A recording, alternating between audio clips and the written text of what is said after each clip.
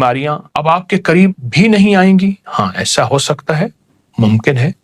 موت کا انتظار کرنے والوں کے لیے امید کی ایک کرن اور انوکھا راز، رجال الغیب کے بادشاہ کا عطا کردہ ایک عمل، جسم سے بیماریوں کو نچوڑنے والا ایک عمل دینا چاہتا ہوں، اور وہ میرا نہیں ہے۔ تجربات، مسلسل تجربات، پھر مسلسل تجربات کے بعد سالہ سال اور صدیوں سے آسمان رحمۃ اللہ وبرکاتہ۔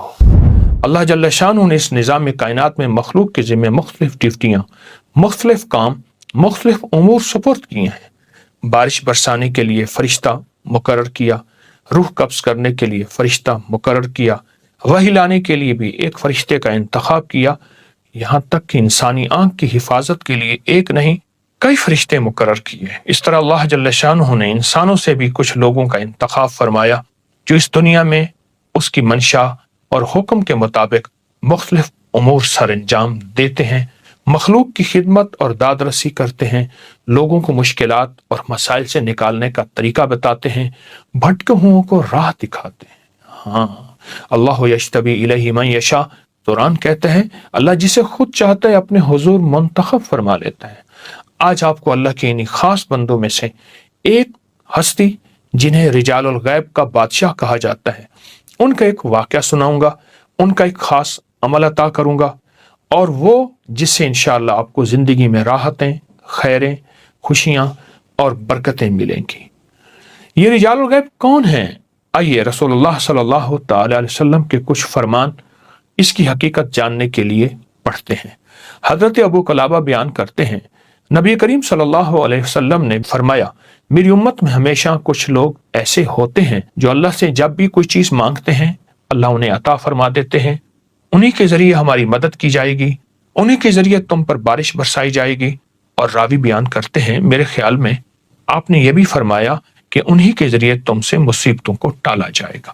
اس حدیث کو ابو داؤد، ابن مبارک، ابن راشد نے بیان کیا۔ عبداللہ بن عمر رضی اللہ تعالیٰ فرماتے ہیں آپ نے فرمایا ہر صدی میں میری امت کے بہترین لوگ 500 ہیں اور ابدال 40 ہوں گے، بس نہ تو 500 میں کوئی کمی واقع ہوگی نہ 40 میں۔ جب کبھی کوئی آدمی ان 40 میں سے فوت ہو جاتا ہے تو اللہ جل شانہ 500 میں سے کسی کو اس کی جگہ پر بدل دیتے ہیں اور اسے 40 لوگوں میں شامل کر دیتے ہیں۔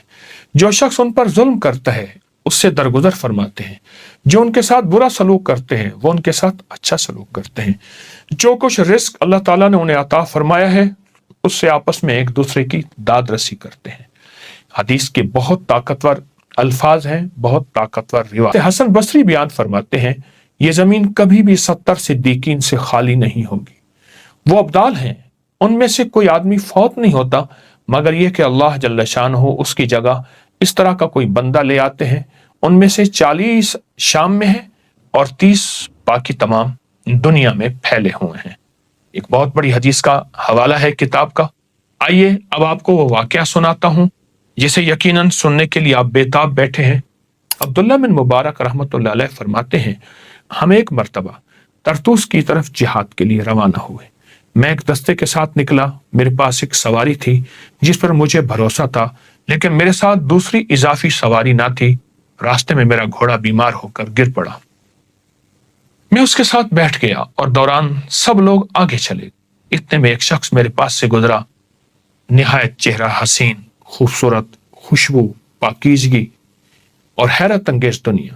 اس نے کہا اے ابن مبارک، یہاں تمہیں کس چیز نے بٹھا رکھا ہے؟ میں نے کہا میں اپنے گھوڑے کے بارے میں اللہ کے فیصلے کا انتظار کر رہا ہوں، اللہ کی مدد کا انتظار کر رہا ہوں، اللہ کی رحمت کا انتظار کر رہا ہوں۔ اس نے کہا کیا تم چاہتے ہو تمہارا گھوڑا کھڑا ہو جائے؟ میں نے کہا مجھے یہ کہاں نصیب ہو سکتا۔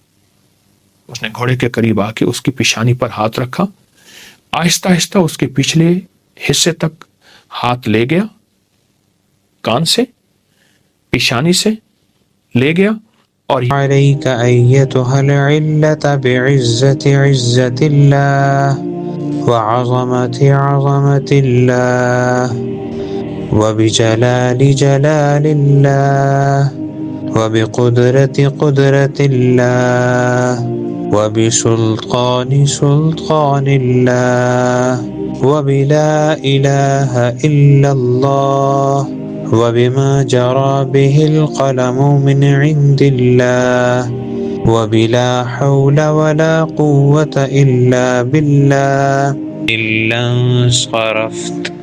یہ کلمات آپ دیکھیں، بہت طاقتور کلمات، ایسے انوکھے کلمات ہیں کہ آج کے دکھوں بری دنیا کے لیے اس سے بڑھ کے کوئی کلمات نہیں۔ اس کا ترجمہ آپ نے دیکھ لیا، آپ آگے سنیں۔ یہ کلمات کہتی گھوڑا اچل کر کھڑا ہو گیا اور جھٹک کر صحت مند ہو گیا۔ اس شخص نے میری رکاب پکڑ کر کہا سوار ہو جاؤ۔ میں سوار ہو کر اپنے ساتھیوں تک پہنچ گیا۔ اس وقت میرے دل میں خیال آیا، یہ انصاف نہیں کہ دشمن کی سرزمین میں ایسے نیک شخص کو اکیلا چھوڑ دوں، بہتر ہے اسے بھی اپنے پیچھے بٹھا لوں۔ پھر میں نے سوچا جس نے مجھے اپنی دعا کی برکت دکھائی ہے وہ خود بھی اپنی حفاظت پر قادر ہے۔ اگلے دن اللہ نے ہمیں دشمن پر غلبہ عطا کیا۔ اس دوران وہی شخص میرے سامنے آیا، ہمیں دشمن کے ذخائر کی نشاندہی کرتا تھا، خطرات سے خبردار کرتا تھا، مشکلات کو آسان بنا دیتا۔ اللہ اکبر۔ میں نے کہا کیا آپ وہی ہیں جو کل میرے ساتھ تھے؟ کہا ہاں میں وہی ہوں۔ میں نے کہا تمہیں اللہ کی قسم دیتا ہوں، سبحان اللہ، بتاؤ تم کون ہو؟ یہ سن کر وہ کھڑے ہو گئے تو زمین ان کے نیچے سرسبز اور شاداب ہو گئی۔ انہوں نے کہا میں خضر ہوں علیہ السلام۔